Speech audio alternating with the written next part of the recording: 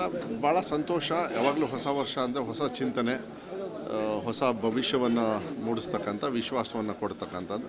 ಯಾವಾಗಲೂ ಕೂಡ ಹಳೆದು ಚೆನ್ನಾಗಿತ್ತು, ಮುಂದಿನ ವರ್ಷ ಇನ್ನೂ ಚೆನ್ನಾಗಿರಬೇಕು ಅಂತೇಳಿ ಎಲ್ಲರಿಗೂ ಆಸೆ ಇರ್ತದೆ. ಅದು ಆಗಲಿ. ಎಸ್ಪೆಷಲಿ ನಮ್ಮ ಮಕ್ಕಳು ಈ ದೇಶದ ಪ್ರಜೆಗಳಲ್ವ ನಾಳೆ.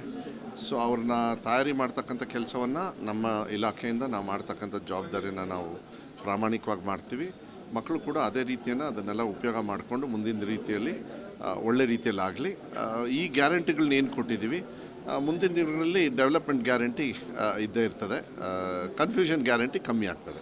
ಶಿಕ್ಷಣ ಸಚಿವರ ಒಂದು ನಿರ್ಣಯ, ಹೊಸ ವರ್ಷದ ಒಂದು ನಿರ್ಣಯ ಅಥವಾ ಒಂದು ಏನು ಅನ್ನುವಂಥದ್ದು ಇಲ್ಲ, ನನಗೆ ನಿರ್ಣಯ ಅನ್ನೋದ್ರ ಬದಲು ಒಂಥರ ಇದು ನೀರು ಹರಿತಕ್ಕಂಥ ಹೊಳೆ ಇದ್ದಂಗೆ. ಯಾಕೆಂದರೆ ಏನಾಗ್ತದೆ ಇದರೊಳಗೆ ಕೊಡಬೇಕಾದ್ರೆ ಮಾನ್ಯ ಮುಖ್ಯಮಂತ್ರಿಗಳು, ಉಪಮುಖ್ಯಮಂತ್ರಿಗಳು ಹೇಳಿದರು, ಮಧು ಕಷ್ಟದ ಇಲಾಖೆ, ಸಮಸ್ಯೆಗಳು ಜಾಸ್ತಿ ಇದೆ ಅಂಥೇಳಿ. ಸೊ ಎಲ್ಲದನ್ನೂ ಒಟ್ಟಿಗೆ, ಈಗ ನಿಮ್ಗೆ ಒಂದು ವರ್ಷ ನಿಮಗೆ ಕೈಗೆ ಸಿಗಲಿಲ್ಲಪ್ಪ, ಈ ಕೈಗೆ ಎಲ್ಲಿ ಬೇಕಾದ್ರೆ ಸಿಗ್ತೀವಿ.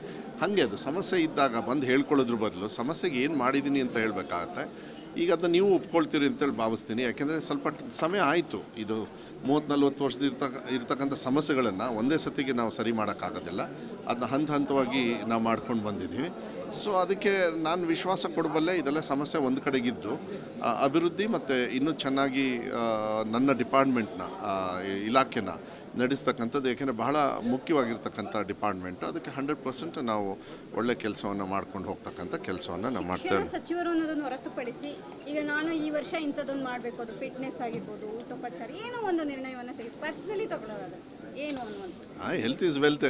ಎಲ್ಲರಿಗೂ ಒಳ್ಳೇದಾಗಲಿ ಅಂತೇಳಿ ಹೇಳ್ತೀನಿ. ಮಕ್ಕಳಿಗೂ ಇದನ್ನು ಹೇಳಲಿಕ್ಕೆ ಇಷ್ಟಪಡ್ತೀನಿ. ಎಲ್ಲ ಥರದ್ದು ಆಗಬೇಕಾದ ಇವತ್ತು ವೆರಿ ಕಾಂಪಿಟೇಟಿವ್ ವರ್ಲ್ಡ್. ಇವತ್ತು ಎಲ್ಲದರಲ್ಲೂ ನಿಪುಣರು ಆಗಬೇಕು. ಆವಾಗಲೇ ನೀವು ಮುಂದೆ ಹೋಗ್ತಕ್ಕಂಥ ವ್ಯವಸ್ಥೆ ಅದು ಎಲ್ಲರಿಗೂ ಕೂಡ ಅದು ಸಿಗಲಿ ಅಂತ ಹೇಳಿ ಅದಕ್ಕೆ ನಮ್ಮ ಸರ್ಕಾರ ಯಾವತ್ತೂ ಕೂಡ ಎಲ್ಲ ಥರದ ಸಹಕಾರವನ್ನು ನಾವು ಮಾಡ್ತೀವಿ.